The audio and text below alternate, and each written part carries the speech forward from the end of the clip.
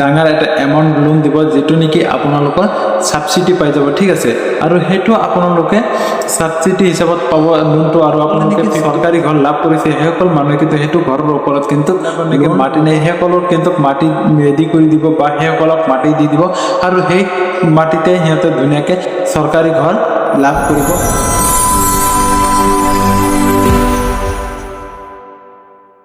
Hello' বন্ধু বান্ধৱীসকল, আপোনালোকক স্বাগতম জনাইছোঁ আজি মোৰ এইটো নতুন ভিডিঅ'লৈ। বন্ধু বান্ধৱীসকল, আপোনালোকৰ কাৰণে লৈ আহিছোঁ বহুত এটা ডাঙৰ খবৰ, অৰ্থাৎ আপোনালোকৰ কাৰণে বহুত ডাঙৰ এটা গুড নিউজ। বন্ধু বান্ধৱীসকল, আপোনালোকে জানেনে অসম চৰকাৰ অৰ্থাৎ হিমন্ত বিশ্ব শৰ্মায়ে শপত লোৱাৰ পাছতে কিন্তু বহুতকেইটা গুড নিউজ এনাউন্স কৰিছে, অৰ্থাৎ বহুতকেইটা ঘোষণা কৰিছে। আপোনালোকৰ কাৰণে বহুত ভাল খবৰ আছে। ঠিক আছে বন্ধু বান্ধৱীসকল, এতিয়ালৈকে যিসকল মানুহে নেকি চৰকাৰী ঘৰ লাভ কৰা নাই সেইসকল মানুহৰ কাৰণে কিন্তু বহুত ডাঙৰ এটা খবৰ, অৰ্থাৎ সিহঁতৰ কাৰণে বহুত ডাঙৰ এটা ভাল খবৰ। ঠিক আছে বন্ধু বান্ধৱীসকল, প্লিজ আপোনালোকে ধুনীয়াকৈ ভিডিঅ'টো শেষলৈকে চাই থাকিব, আৰু ভিডিঅ'টো যদি শেষলৈকে নাচায় তেনেহ'লে আপোনালোকে একো বুজি নাপাব।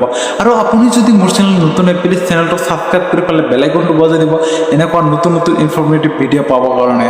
আৰু ভিডিঅ'টো লাইক কৰি পেলাই আপোনালোকৰ বন্ধু বান্ধৱীৰ সৈতে ধুনীয়াকৈ শ্বেয়াৰ কৰি দি দিব, যাতে সিহঁতো ধুনীয়াকৈ ভিডিঅ'টো চাই বুজি পায় যে আমাৰ ৰাজ্য চৰকাৰে আমাৰ কাৰণে কি ভাল খবৰ আনিছে বা আমাৰ কাৰণে কি ঘোষণা কৰিছে, সকলো বস্তু আজি আমি এইটো ভিডিঅ'ৰ মাধ্যমত জানিব পাৰিম। বন্ধু বান্ধৱীসকল, ৰাজ্য চৰকাৰে শপত গ্ৰহণ কৰাৰ পিছতে কিন্তু ঘোষণা কৰিছে ভালেকেইটা আপোনালোকৰ কাৰণে গুড নিউজ। তাৰে মাজত আমি দুই এটা আজি আলোচনা কৰিম, আৰু নেক্সট ভিডিঅ'ত আমি সম্পূৰ্ণ কথা আলোচনা কৰিম। ঠিক আছে বন্ধু বান্ধৱীসকল, আমি এতিয়া প্ৰথমতে আলোচনা কৰিম যিসকল মানুহে নেকি চৰকাৰী ঘৰ লাভ কৰা নাই। ঠিক আছে, সেইসকলৰ কাৰণে কিন্তু বহুত এটা ডাঙৰ খবৰ আছে, বা সিহঁতৰ কাৰণে কিন্তু বিগ ব্ৰেকিং নিউজ আছে, যিসকলে এতিয়ালৈকে চৰকাৰী ঘৰ লাভ কৰা নাই। আমাৰ ৰাজ্য চৰকাৰে মুখ্যমন্ত্ৰী হোৱাৰ এই শপত লোৱাৰ পিছতে কিন্তু ঘোষণা কৰিছে যে যিসকল ব্যক্তিয়ে কি বোলে আপোনালোকৰ আৱাস যোজনা, অৰ্থাৎ এই প্ৰধানমন্ত্ৰী আৱাস যোজনা যিটো নেকি চৰকাৰী ঘৰে যিহেতু ঘৰ সেইটো লাভ কৰা নাই, সেইসকল ব্যক্তিক কিন্তু ঘৰ দিব। আৰু যি অসমৰ যিবিলাক নেকি অৰ্থাৎ অসমৰ বাসিন্দাৰ হয় সেইসকল কিন্তু সকলো মানুহে কিন্তু চৰকাৰী ঘৰ লাভ কৰিব পাৰিব। আৰু বিশেষকৈ যিবিলাক মানুহ নেকি আমাৰ চাহ বাগানীয়া মানুহ হয়, অৰ্থাৎ চাহ বাগানৰ ওচৰ পাজৰ বা চাহ বাগানীয়া মানুহ যিবিলাক আছে সেইসকল মানুহৰ কিন্তু ঘৰ নাই, বা সেইসকল মানুহে কিন্তু এতিয়ালৈকে চৰকাৰী ঘৰ লাভ কৰা নাই। ঠিক আছে, সেইসকল ব্যক্তিও কিন্তু এতিয়াৰ পৰা চৰকাৰী ঘৰ লাভ কৰিব পাৰিব, আৰু সেইসকল মানুহ কিন্তু মাটি নাই। ঠিক আছে, 2 নম্বৰ কথা কিন্তু আমাৰ ৰাজ্য চৰকাৰে ঘোষণা কৰিছে যিসকল মানুহৰ নেকি অৰ্থাৎ যিসকলে নেকি চাহ বাগানৰ মানুহ আছে সেইসকল যিবিলাকৰ নেকি মাটি নাই সেইসকলক কিন্তু মাটি ৰেডি কৰি দিব, বা সেইসকলক মাটি দি দিব, আৰু সেই মাটিতে সিহঁতে ধুনীয়াকৈ চৰকাৰী ঘৰ লাভ কৰিব পাৰিব। ঠিক আছে বন্ধু বান্ধৱীসকল, আপোনালোকে নিশ্চয় জানি অবাক হৈছে যে যিসকলে নেকি কি বোলে চাহ বাগানত বসবাস কৰি আছে সেইসকল মানুহে যে এতিয়া চৰকাৰী মাটি পাব, ম্যাদী মাটি পাব, আৰু সেইসকলক কিন্তু চৰকাৰে ধুনীয়াকৈ এটাকে ঘৰ দি দিব। ঠিক আছে, আৰু সেই ঘৰসমূহক কিন্তু আপোনালোকে ধুনীয়াকৈ লাভ কৰিব পাৰিব।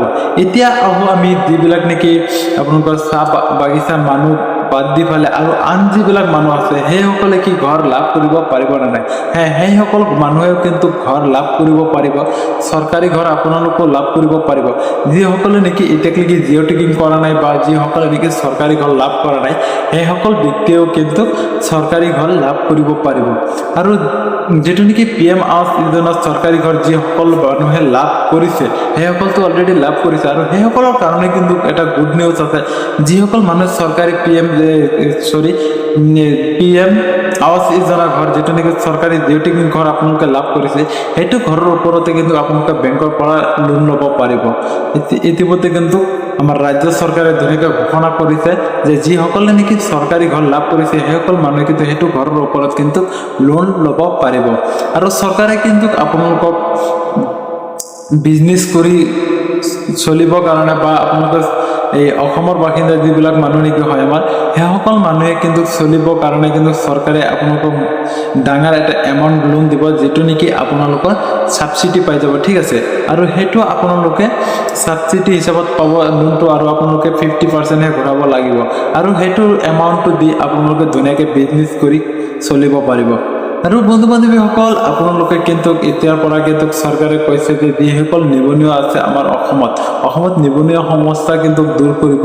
এতিয়া কিন্তু চৰকাৰে প্ৰতিশ্ৰুতি দিছে, কিন্তু পিছত কি হয় এইটো নাজানো। চৰকাৰে যিহেতু ঘোষণা কৰিছে, আৰু যিসকল মানুহে নেকি ইতিমধ্যে কিন্তু বহুত মানুহে আছে যে আপোনালোকে কিন্তু বহুত ধৰণৰ পেঞ্চন ফাঁচি গৈছে বা বহুত মানুহে কিন্তু অৰুণোদয় ফাঁচি গৈছে, ঠিক আছে। সেইটো অৰুণোদয় লৈ কিন্তু মই আৰু এটা ভিডিঅ' আপলোড কৰিছোঁ। তথাপিতো এইটো ভিডিঅ'ত আপোনালোকক অলপ জনাই দিম, যিসকল মানুহে নেকি অৰুণোদয় এইটো মাহত লাভ কৰা নাই বা 2-3 মাহ লাভ কৰা নাই, সেইসকল মানুহক কৈছোঁ যে আপোনালোকে জানে আপোনালোকৰ অৰুণোদয় যে এইটো মাহত আপোনালোকে কিন্তু 10 তাৰিখে অৰুণোদয় পইচা সোমাব কথা আপোনালোকৰ সোমোৱা নাই।